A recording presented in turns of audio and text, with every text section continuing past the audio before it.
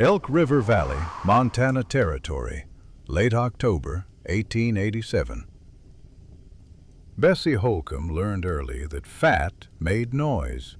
It creaked chairs, it strained seams, it drew eyes the way blood drew flies. No matter how quietly she moved, the world heard her coming and prepared its cruelty in advance. The boarding house kitchen smelled of boiled cabbage and contempt. Men sat at the long table throwing pennies at her feet, laughing when she bent to pick them up. Someone had carved "fat cow" into the wall beside the stove. Pike said it was a joke. Pike said men needed amusement. That morning, Pike told her she was done. "You eat more than you earn," he said, spitting tobacco juice into a tin. "And winter's coming. Get out." Bessie stood there with flour still on her hands, staring at the floor. She had nowhere to go, no family, no savings, no body that could disappear into the cold unnoticed. She did not beg. She had learned that begging made men crueler. That was when Tobias Carver arrived. He filled the doorway without trying. A big man, broad through the shoulders, beard threaded with iron gray. His right leg dragged slightly when he walked, the knee stiff, swollen, uncooperative. He smelled of leather, smoke, and old pain. He did not smile. He watched Bessie kneading dough through the kitchen window for a long time before speaking. "How much?" he asked Pike. Pike laughed. "Her! Take her! Free! She'll cost you more in food than she's worth." Tobias didn't look at Pike when he answered. He looked at Bessie. "Can you butcher meat?" he asked. She nodded. "Smoke it without waste?" Another nod. "Carry weight?" "Yes," she said. Her voice was quiet, used sparingly. Tobias studied her hands. Thick fingers, scarred knuckles, no tremor, no hesitation. "Get your things," he said. "You work for me now." The room changed. Men stopped laughing. Pike frowned. Someone muttered something about Iron Hoof finally losing his mind. Bessie felt it too. The shift, like the air before a storm. She gathered her one sack, a spare dress, a blanket. Nothing else in the world belonged to her. Outside, the mountains loomed, already dusted with early snow. Tobias started walking immediately, setting a pace that did not ask permission. Bessie followed. By the second mile, her thighs burned, her lungs screamed. She kept going. By the third, she noticed Tobias's limp worsening. The way his jaw tightened when the ground sloped. The way he stopped pretending his knee didn't hurt. "Arthritis," he said curtly when he caught her watching. "Cold makes it worse. That's why I need you. I can hunt. I can't process meat standing all day." "Yes," she said. "And stop calling me sir. Name's Tobias." They walked in silence after that. The valley fell away behind them. Civilization thinned. The road turned to trail, then suggestion, then nothing at all. Snow began to fall lightly, testing them. Bessie stumbled once. Tobias stopped. "If you can't keep up," he said, not unkindly, "you don't eat." She forced herself upright. "I'll keep up." He nodded and continued. That night, as they camped under stunted pines, Bessie stared into the fire and understood something with a clarity that scared her. This man had not saved her. He had chosen her.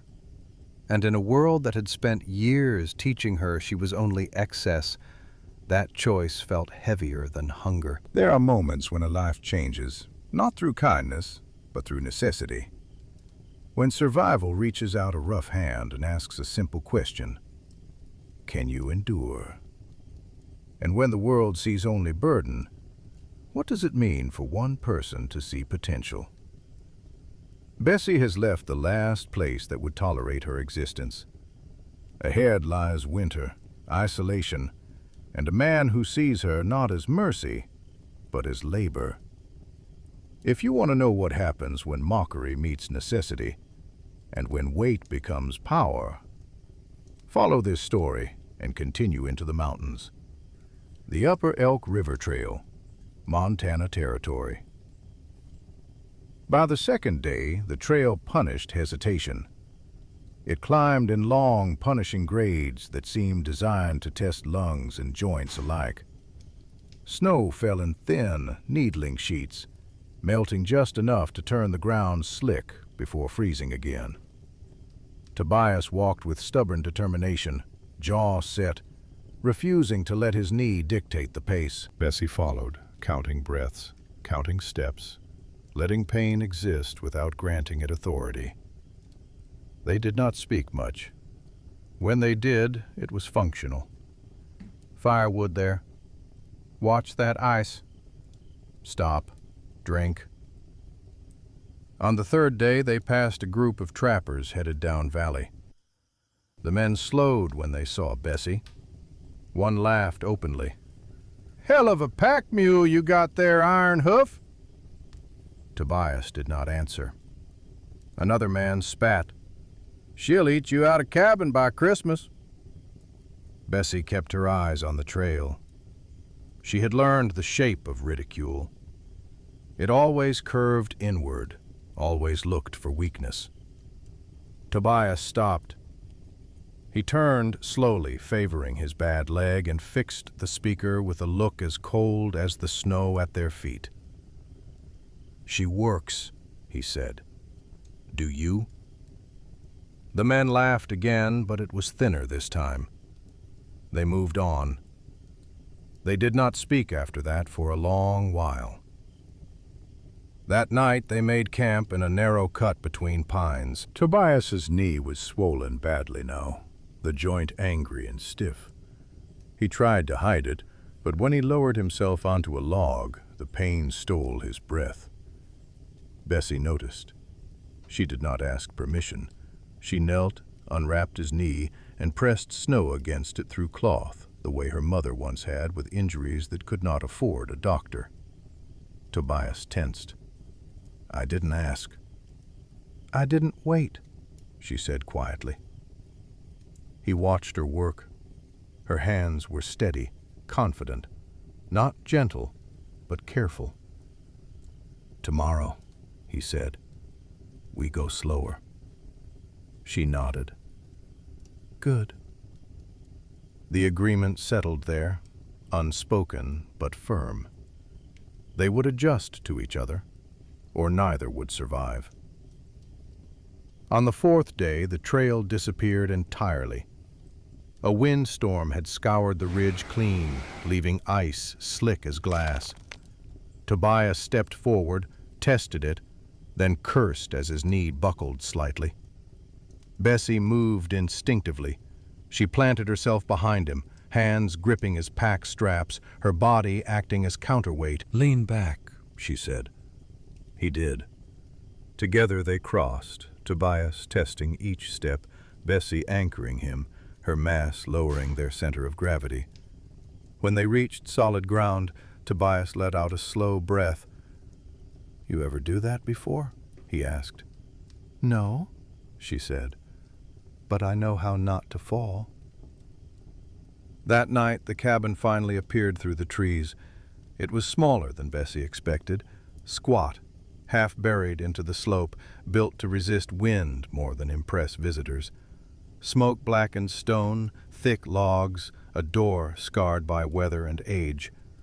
Tobias leaned on the frame for a moment before opening it, catching his breath. "This is it," he said. "If you want to leave, you leave now." Bessie stepped inside. The cabin smelled of old wood, ash, and dried herbs. Tools hung neatly on the wall. Meat racks stood empty but ready. There was order here, intention. "I'll stay," she said. Work began immediately. Tobias hunted, Bessie processed. She skinned, salted, smoked. Her movements were methodical, unhurried, precise. Tobias watched closely at first, correcting nothing, observing everything. "You're slow," he said on the second evening. "Yes, but you waste nothing." He nodded once. "That matters." Outside, snow thickened. Inside, the racks filled. As days passed, Tobias's knee worsened with the cold. Standing for long stretches became agony. Bessie adjusted without comment, taking over tasks that required endurance rather than speed. When Tobias nearly fell while lifting a haunch onto the rack, Bessie stepped in, bracing the ladder with her body, her weight making it immovable. "You're like a boulder," Tobias muttered. She flinched. "I'm sorry." "That wasn't an insult," he said. "Boulders don't tip." Something in her eased at that. By the end of the week, the cabin felt less like a workplace and more like a pact. Not kindness, not charity, mutual necessity forged under pressure. The world often mistakes speed for strength and lightness for value. It praises what looks effortless and mocks what endures. But when the path turns narrow and the ground turns slick, which bodies are trusted to hold the weight? Which hearts are willing to look beyond appearances and see what truly keeps us standing? Deep winter, Elk River high country. Silence became their third companion. Not the awkward silence of strangers, but the dense, working quiet of people whose breath was already spent elsewhere. Tobias moved less now. His knee swelled grotesquely in the cold, skin stretched, shiny and angry. He hid the pain out of habit, but Bessie learned the signs anyway.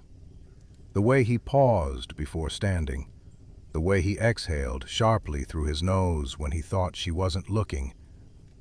They did not speak of it. Each morning, Tobias hunted as far as his leg allowed. Each evening, Bessie took over what his body could no longer sustain. She hauled wood. She split kindling with a short-handled axe. She stood for hours at the table, cutting meat with a patience that bordered on reverence. They slept on opposite sides of the room. The fire crackled between them like a border neither had agreed to cross. The accident came on a morning so ordinary it felt insulting. Bessie stepped outside to collect snow for melting. The sky was low and gray, the kind that pressed down on the world. She turned too quickly, her boot sliding on a hidden crust of ice. She fell hard. Pain exploded up her side, sharp and breath-stealing. She lay still, stunned, staring at the sky while the cold crept into her coat. Tobias heard the sound and was on his feet before his knee could argue. "Don't move," he said, already kneeling beside her, hands rough but controlled as he checked her hip and ribs. His face was close, focused, stripped of mockery or judgment. "Can you breathe?" "Yes," she gasped. "Good." He helped her sit, slow and careful. Her body shook, not from fear, but from the sudden understanding of how easily she could break. Tobias wrapped her in his coat without comment, the heavy wool swallowing her shoulders. His hands lingered only long enough to make sure she was steady. Inside, he made her sit by the fire. "You rest," he said. "I'm fine," she protested weakly. He fixed her with a look that ended the discussion. "You don't work hurt. That's how you die." She obeyed. It was the first time anyone had insisted on her safety without attaching a price to it. That night the wind howled like something alive. Snow slammed against the cabin walls, finding every weakness. Tobias's knee throbbed relentlessly. He sat rigid on his bunk, jaw clenched, sweat beading at his temples despite the cold. Bessie noticed. She crossed the room quietly and knelt beside him. Without asking, she pressed her warm hands around his knee, her palms broad and steady. "I know it hurts," she said. He stiffened. "I've had worse." "I know," she said again. "But you don't have to pretend with me." She wrapped the joint with heated cloth, the way she'd learned watching older women tend men who could not afford weakness. Her body blocked the draft as she worked, her weight anchoring the moment. Tobias's breath slowed. When she finished, she did not move away immediately. The firelight painted her face soft and human, not grotesque, not excessive, just there. "For what it's worth," he said quietly, "you don't scare me." The words landed harder than any insult ever had. "Most men say that like an accusation," she replied.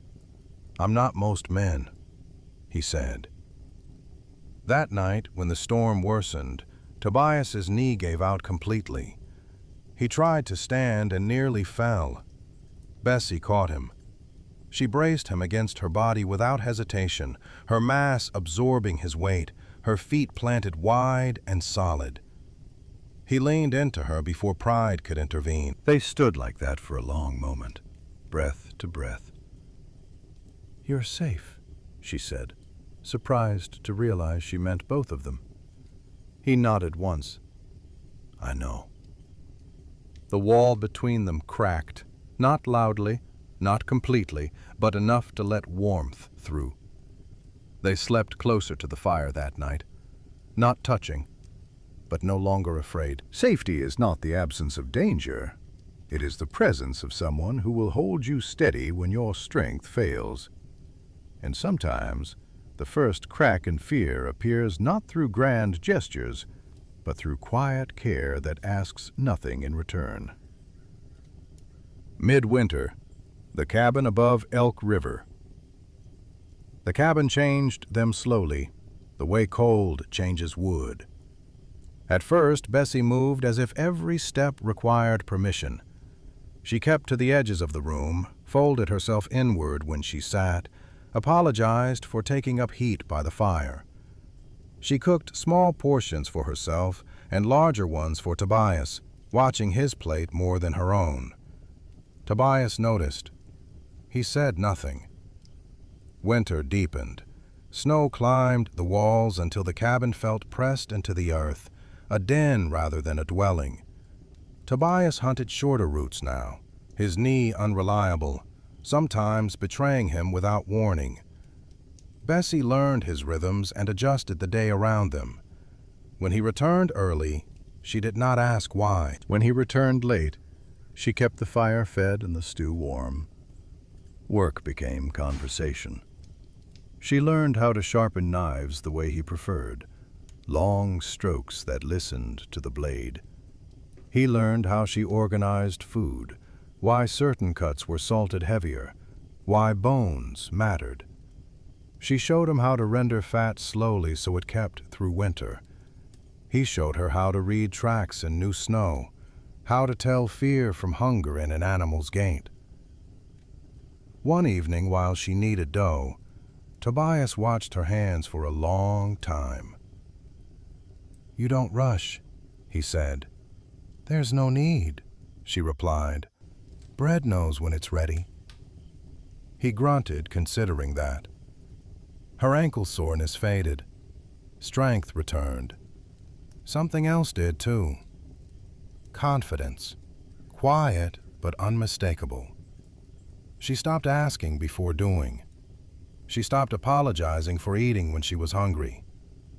She laughed once, surprised at the sound, when Tobias cursed his knee and called it a stubborn old mule. He smiled without meaning to. The first real change came the night the wolves howled close. The sound rose and fell outside the walls, circling, testing. Tobias reached for his rifle automatically, then froze when his knee seized. Pain flared bright and sharp. Bessie was already moving. She barred the door, slid the crossbeam into place, and banked the fire low so it wouldn't draw attention. Then she stood in front of Tobias without thinking, her body between him and the sound. "They won't come in," she said. "But if they do, you tell me where to stand." He stared at her, not at her size, at her certainty.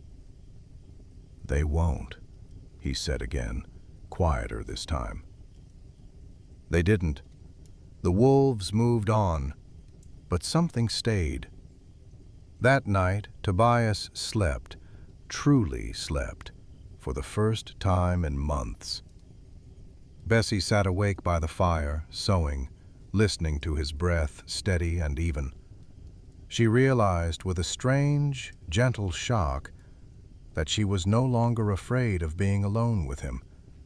Not because he was harmless, because he was honest. As winter dragged on, Tobias began teaching her to shoot. The rifle was heavy. The recoil surprised her. The first shot went wide. "Use your weight," he said. "Don't fight it." She adjusted, bracing the stock against her shoulder and belly, grounding herself. The second shot struck close. The third found its mark. Tobias laughed once, sharp and delighted. "You absorb it," he said, "like you were built for it."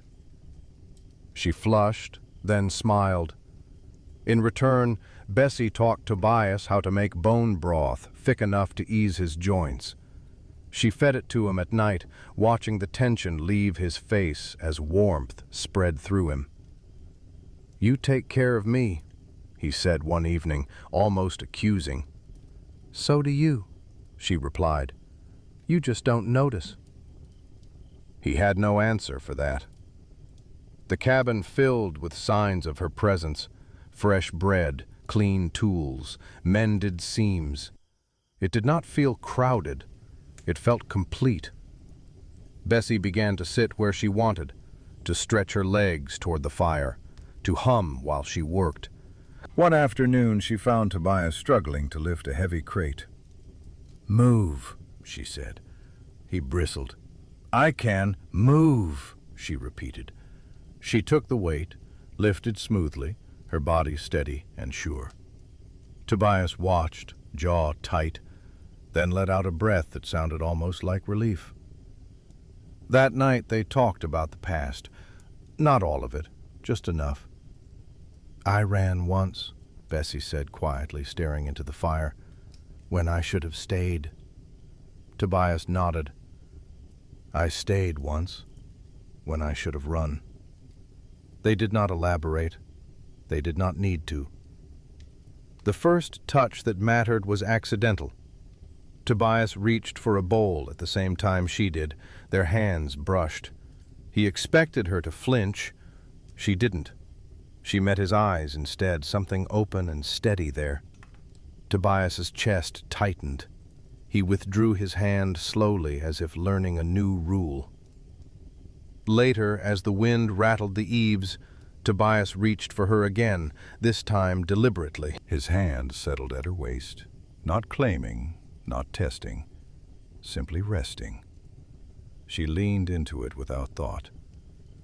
That night they slept side by side, not because of cold, because it felt right. A safe haven is not built in a day.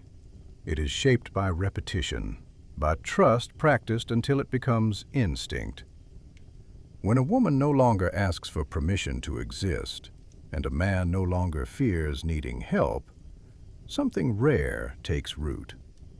Not romance yet, something sturdier. Belonging. Late winter, the Elk River Pass. The outside world returned on a morning that smelled wrong. Bessie noticed it first.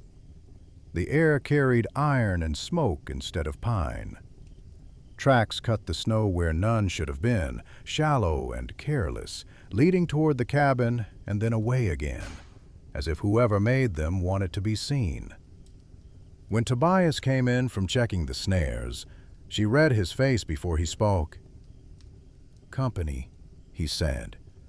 "Not neighbors, not trappers passing through. Those men announced themselves with noise and distance. These tracks circled, measured, counted." By afternoon, the sound of voices drifted up the pass. 3 men emerged from the trees. Pike walked in front, bundled in a town coat too clean for the country. Behind him, a deputy Tobias recognized by the star pinned crookedly to his chest, and a third man whose eyes never stopped moving. Bessie's stomach tightened. Pike smiled like he always had, thin and pleased. "There you are," he called. "Thought you'd rot up here." Tobias stepped forward, rifle in hand, but lowered. "You're a long way from your kitchen." "Legal business travels," Pike said. His gaze slid to Bessie, lingering with something that made her skin crawl. "Came to collect what's mine." Bessie felt the words like a hand at her throat. The deputy cleared his throat. "Tobias Carver, you're accused of unlawfully acquiring labor under false pretenses. The woman comes back with us." Bessie opened her mouth. Tobias spoke first. "She works for me, paid in food and shelter, same as any hand." Pike laughed. "You paid nothing. She was destitute. That's coercion." The third man shifted his weight, resting a hand near his gun. Tobias noticed. "So, that's it," Tobias said. "You bring law where you think I'll bow." "We brought options," Pike said. "You step aside, she comes quietly, or we make a problem official." Bessie felt something old rise in her chest, the familiar calculation. Leave now and survive, stay and be punished. She looked at Tobias, at the way his knee trembled slightly in the cold, at the rifle that steadied only because he willed it. "I'll go," she said. Tobias turned on her. "No." "If I go," she continued, voice steady despite the hammering in her ears, "they won't hurt you." Pike's smile widened. "See? Reasonable." Tobias's jaw locked. "You leave, they follow. Men like him don't stop once they know you're weak." Bessie met his gaze. "Then don't be." She stepped forward, past Tobias, into the open snow. The men watched her with thinly veiled satisfaction. "I wasn't stolen," she said. "I chose to stay." The deputy frowned. "You don't get to choose under the law." "Then the law doesn't know me," Bessie replied. The wind shifted. Snow hissed across the ground. Pike's voice sharpened. "Enough! We're taking her." He nodded to the third man. Everything happened quickly after that. The man lunged for Tobias's rifle. Tobias twisted away, pain exploding through his knee as he stumbled. The deputy reached for his gun. Pike grabbed Bessie's arm. She reacted without thinking. She dropped her weight. 300 pounds fell backward, sudden and complete. Pike yelped as he lost his footing, his grip tearing free as he crashed into the snow. Bessie rolled, came up on one knee, breath burning, heart roaring. Tobias fired. The shot cracked the valley. The deputy froze, hands up. The third man swore and ducked behind a tree. "Back off!" Tobias shouted. "Now!" They didn't. The third man fired wild. The bullet slammed into the cabin wall, sending splinters flying. Bessie felt one tear across her arm, hot and sharp. Tobias cursed and dragged her toward the door. "Inside!" They barricaded fast. The crossbeam slid into place. Tobias's knee gave out as he shoved it home. He collapsed against the door, breath ragged. "They'll wait us out," he said. "Or burn us out." Bessie looked around the cabin, at the stacked wood, the hanging meat, the thick oak door scarred by time. "I won't run," she said quietly. Tobias laughed once, bitter. "Neither will they." Outside, Pike's voice carried, "You can't win this, Iron Hoof. Come morning, we're coming in." Night fell heavy and close. The wind rose, driving snow hard against the walls. The temperature dropped fast, the kind of cold that punished stillness. Tobias sat with his back to the door, rifle across his knees, pain radiating up his leg in relentless waves. Bessie knelt beside him. She wrapped his knee tight, added heated stones, pressed her hands there until his breathing slowed. "You shouldn't have to do this," he muttered. "I choose this," she said. The first torch hit the roof just before dawn. Flame licked and died, smothered by snow. Another followed, then another. Smoke seeped through the cracks, thin and bitter. "They're testing," Tobias said, waiting for panic. Bessie's mind raced. The slope above the cabin, the drift built heavy against the roof, the way the wind had packed it tight. "Tobias," she said, "when I say move, you move." He looked at her, saw the certainty there, and nodded. The next torch landed closer. Fire flared briefly, then vanished under falling snow. The heat weakened the crust. Bessie braced herself beneath the roof beam, feet planted wide, spine straight. She felt the tremor before she heard it. "Now," she said. Tobias dragged himself clear as the roof groaned and collapsed inward under the weight of snow, smothering the fire, plunging the cabin into chaos and dark. Outside, men shouted in confusion. Bessie pushed. She pressed upward against the beam with everything she had, her body becoming a lever, a wall. Snow poured in, freezing, crushing. Pain flared across her back and shoulders, but she held. "Shoot!" she gasped. Tobias crawled to the gap, sighted through drifting snow, and fired. One scream, then another. Footsteps retreated fast and uneven. Silence followed. When it was over, Bessie sagged to the floor, shaking violently. Tobias was beside her instantly, hands gentle, frantic. "You held it," he whispered. "You held everything." She laughed weakly. "I told you, I don't run."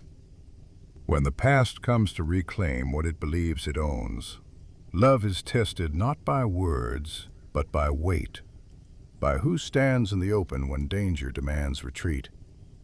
Is sacrifice leaving to spare another pain, or is it staying and forcing the world to change?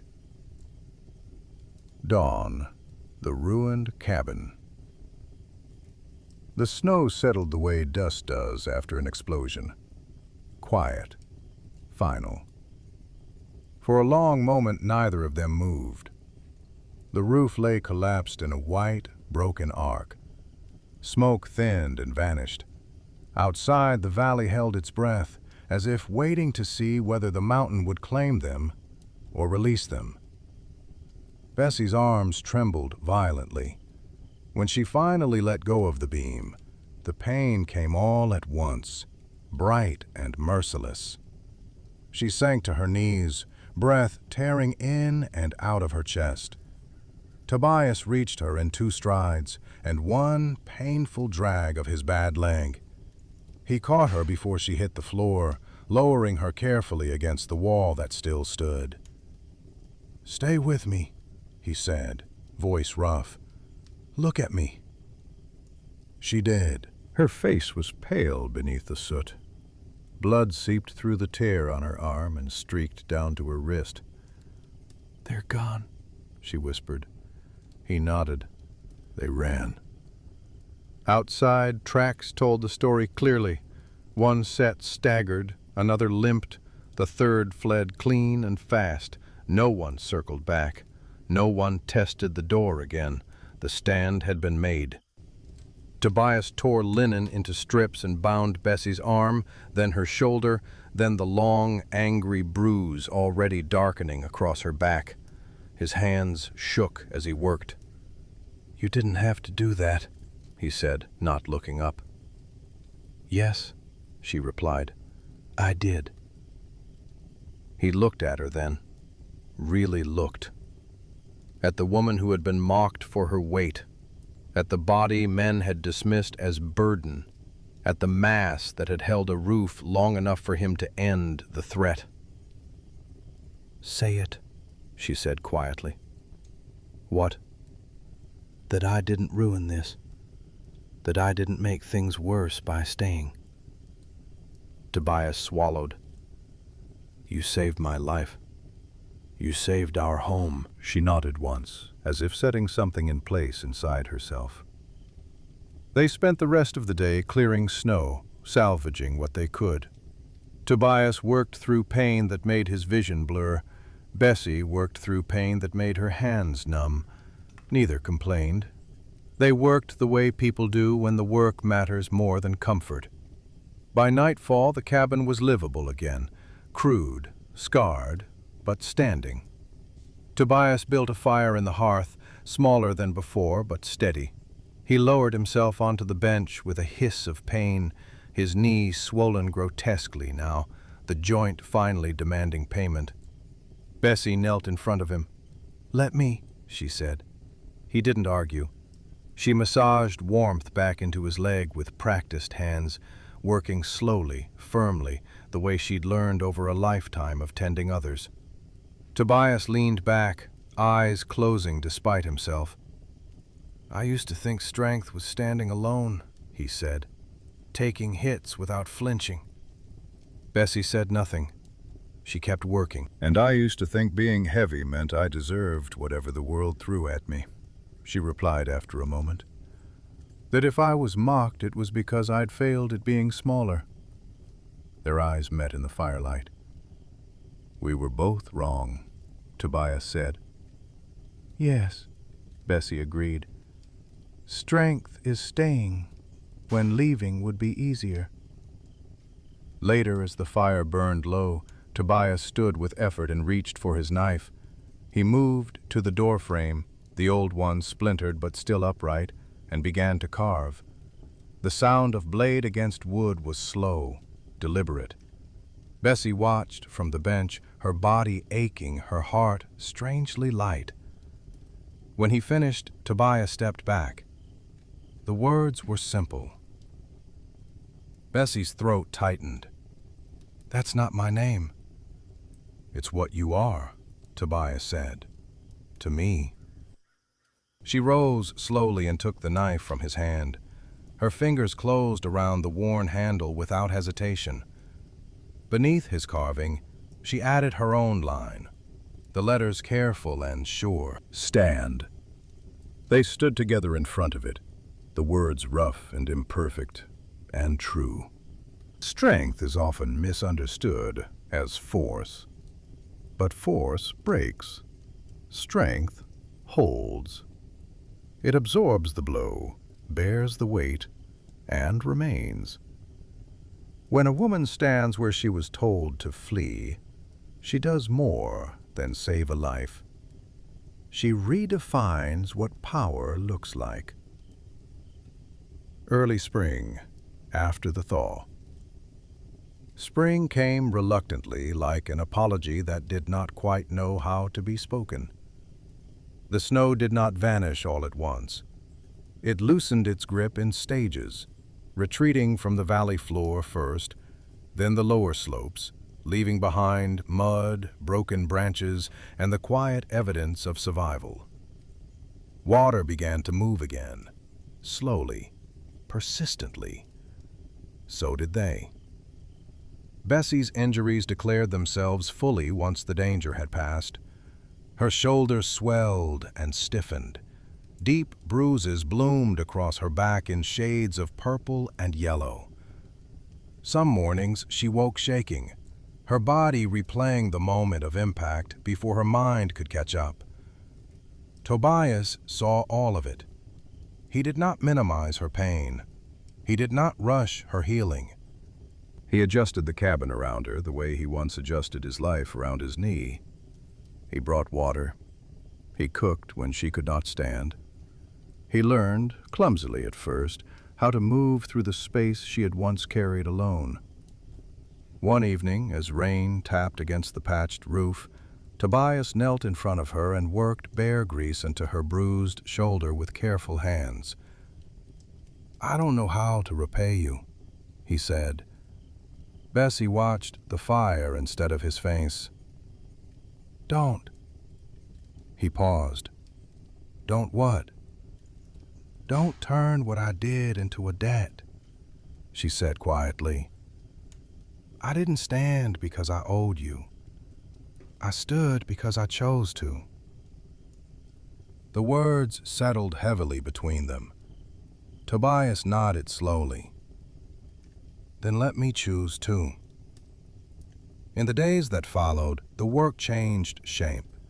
Less urgency, more patience.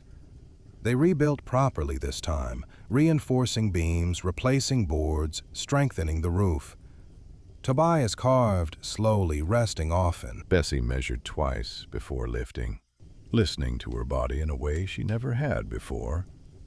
She was not shrinking herself anymore. One afternoon, Tobias found her sitting outside, back against the cabin wall, face tilted toward the weak spring sun. "You should be inside," he said. "Still cold." "I know," she replied. "I just wanted to feel this."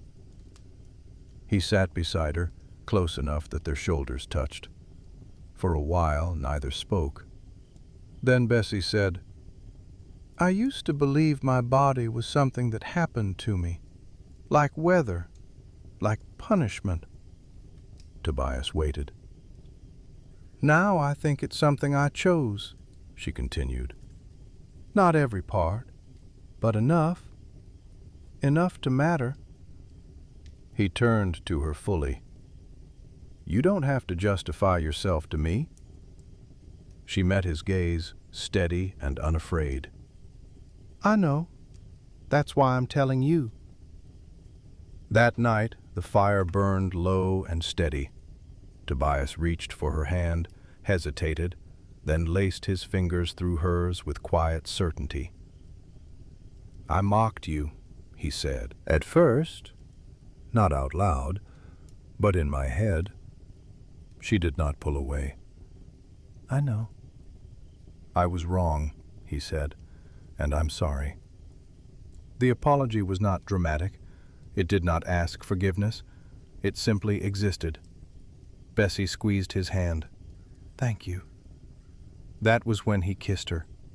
Not urgently, not hungrily, just a firm, grounding press of his mouth to hers, as if confirming something both of them already knew.